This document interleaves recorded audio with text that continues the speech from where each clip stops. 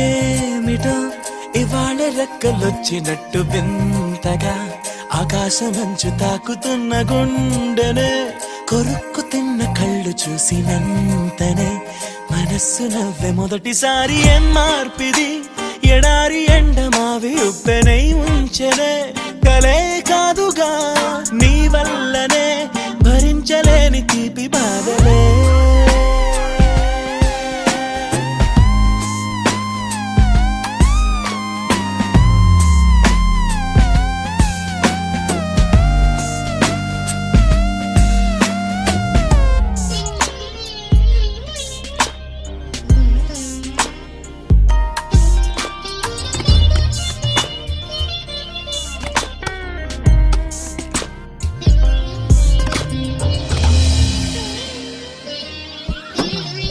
ఆగని